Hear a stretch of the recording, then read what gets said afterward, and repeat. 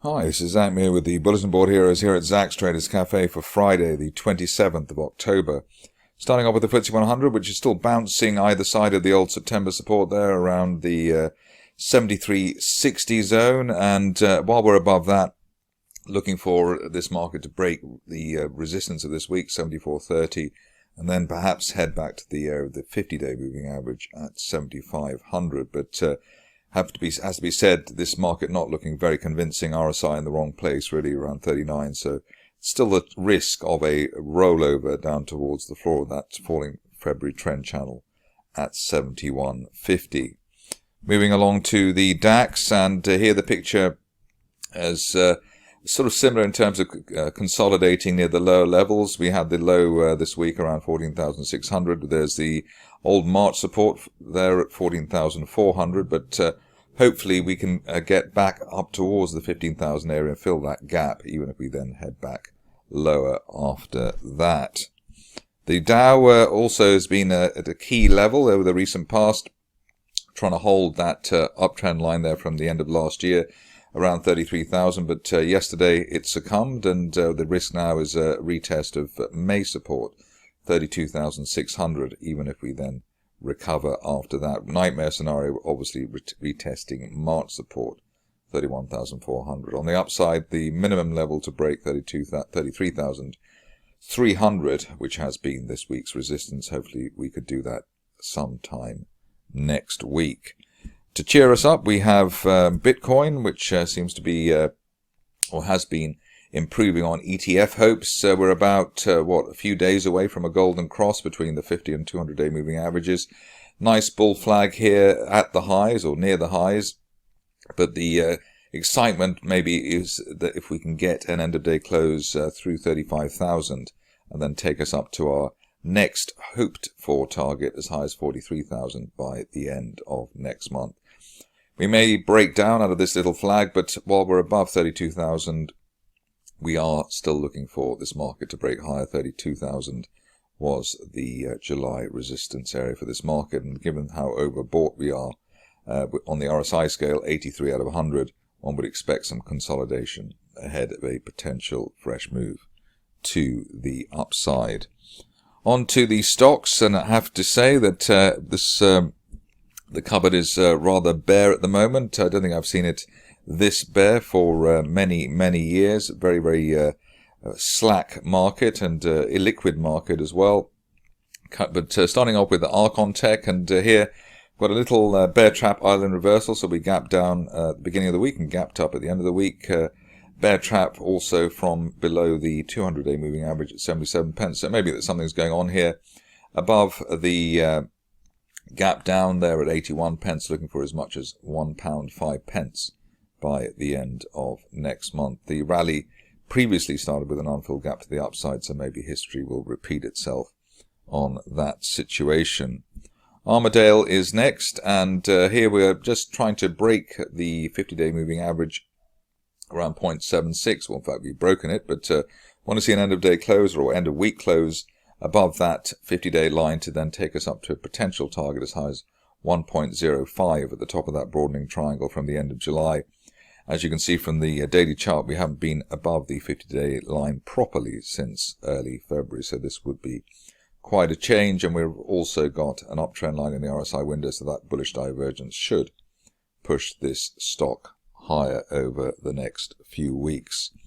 Armadale, Arc Minerals is next. We just looked at Armadale, and here it looks as though we're finally breaking through the rather sticky and difficult 3.25 to 3.6 pence level. Obviously the old September resistance there at 3.6 pence. Above that, we're looking for a quick move up towards the 4 pence level, and best case scenario by the end of next month up to 5 pence. Ideally we stay above the 200-day line now at 3.3 pence in the meantime.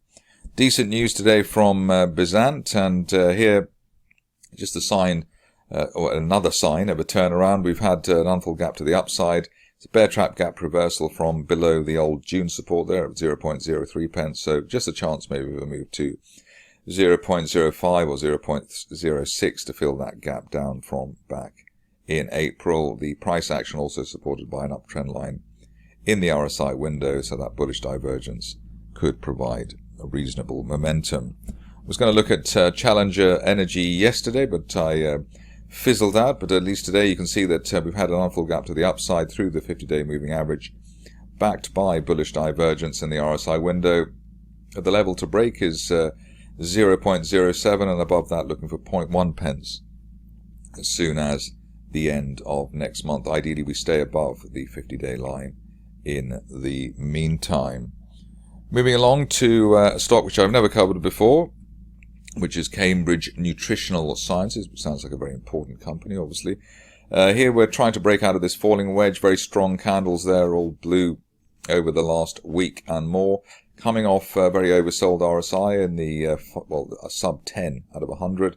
I want to see the break of the top of that wedge at 2.25 pence, and above that looking for 3 pence, maybe by the end of next month. An end of day close above the 50-day line today would be a decent signal that the shares are back in business for the bulls. Looking at Cornish Metals again, and here bear trap gap reversal from below the July support there around 9.7 pence. Above that we're looking for 15 pence by the end of next month. And the fact that we've got a decent move higher today giving us extra confidence in that call.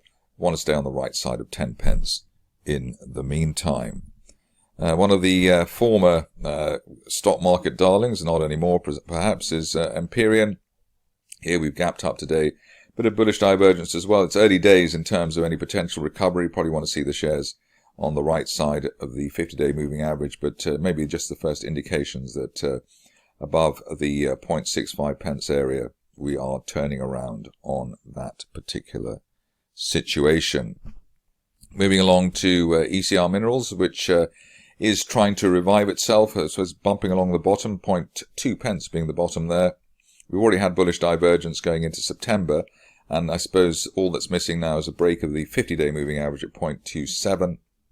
Above that we could head up to the 200-day moving average and retest July resistance at 0.46, ideally by the end of next month. But that 0.2 area looks like a decent support area for people who like the company. Moving on to HeliumOne, where we're on the edge of our seats waiting for Helium news. The key here will be to break the 50-day moving average around 6.1 pence. Obviously it's unlikely that we'll see any breakthrough or breakout ahead of the fundamental news, but you never know, sometimes these things leak out ahead of time. Above that 50-day line looking for up to 8 pence by the end of next month, but obviously that is a bit of a bet on what's happening on and under the ground. On to the last two. First one is Chromec. Here the shares have bounced off the top of yesterday's gap around 4.25 pence. Above that we're looking for 5.9 pence, and the top of that falling trend channel from April initially, maybe over the next couple of weeks. Best case scenario here up to 7.5 pence by the end of next month, especially if we can stay on the right side of 4 pence.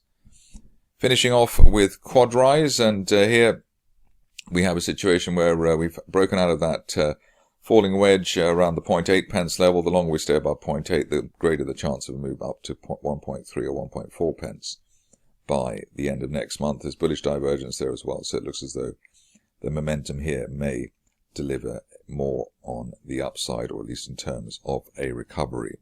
That's it from me today. More updates over the weekend.